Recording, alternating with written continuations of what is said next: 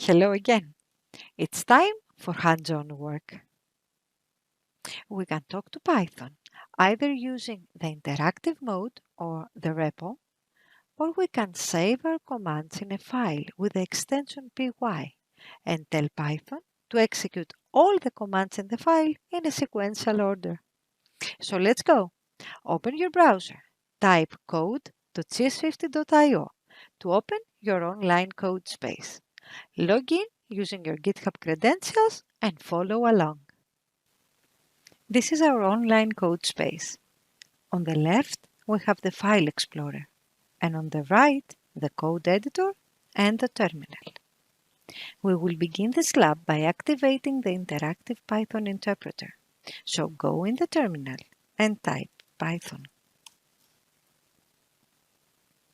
We see the Python prompt waiting for us to type something. I will maximize my terminal so that you can see better. And I will type X. Oops, this is our first syntax error. And more specifically, a name error. We will run into name errors every time we try to use a variable which has not been yet defined. So let's define X. If we type X equals 10, Python will create a variable X and assign the value of 10 in this box, in this variable. So now we don't have an error. What will happen if we try to print the value of X? Python understands the command print as a built-in function and displays the value of 10. Now let's ask Python, what is the data type of the variable X?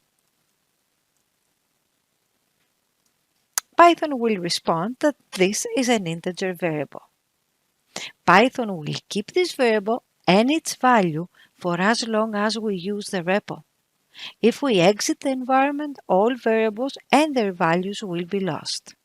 So if I exit, and then I go again in the environment, and I say, for example, what is the type of X? I see the same error message as before.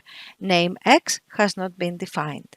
So I will redefine my X variable. I will assign the value of 10, and now I will define a Y variable and assign the value of 1.3. What do you think the type of Y would be? It's a float. Good guess. A float is a number with decimal points. Now I can do some mathematical computations and operations, so I can try to add X plus Y. If I try to add an integer and a float, the end result is going to be a float. Now let's observe what typecasting can do for us. If I try to print the Y variable converted to an integer, I will see 1 and I will lose my decimal points. Using the same thought, if I try to add X and I convert to an integer the Y, remember X is 10, Y is 1.3, but if I convert it to an integer, it's 1. So 10 plus 1, it's going to be 11. Correct. Thank you, Python. Now, if I type this statement, what do you think Python will do? Will it give me an error? In math, this statement does not make sense. But if you remember from our mini lecture, this is an assignment with an expression, where the expression exists on the right and it is evaluated first. So my X variable was, I remember, 10 plus 1, 11. So this 11 will be assigned to the X variable. So what is the value of X? It is 11, correct. Now let's see some of the operators that we discussed in our mini lecture. I will try and do a multiplication and print the value of X. I will try to raise a number in a power and print the value of X. And I will try to use the modulus operator. So 10 mod 3 will give me the remainder of an integer division of 10 divided by 3. So my X variable now will be 1. Let's see the order of precedence of evaluating expressions. So if I type 2 times 3 plus 2 divided by 5 minus 1, I get a result. But if I want to change the order of precedence, remember that the multiplication and the division have higher precedence over the addition and the subtraction, like in math. So if I say 2 times 3 plus 2 and I use parentheses, the parentheses are going to be respected. And now my result is totally different. So be very careful while you write expressions to show to Python which is the order that you wish your expressions to be evaluated with. Now, let's see some other data types. Let's see the string data type. So, name equals Bob. If I print the name, Python is going to tell me Bob. If I ask Python what is the data type of the name variable, Python will tell me it's a string. And if I ask Python to tell me what is the length of the name, it's going to count the letters and tell me that Bob has 3 letters. And if I print from the name the first character, Python will tell me B. And if I try to access the second character, the third character, oops, error. Why?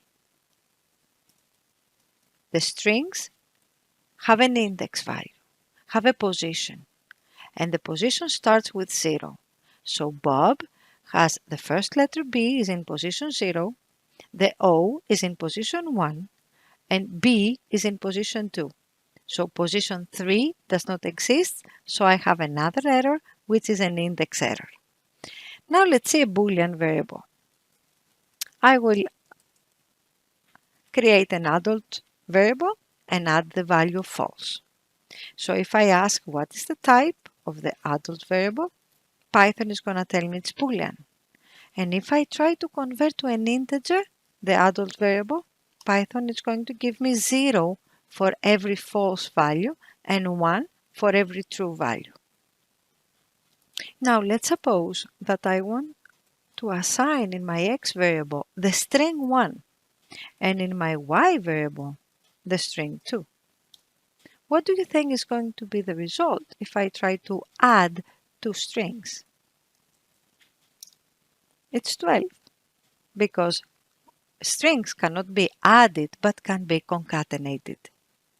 If I would like to perform mathematical operations with strings, I should try to convert them to an integer. So this is a typecasting from a string to an integer, and the same here. So now I can perform these mathematical calculations.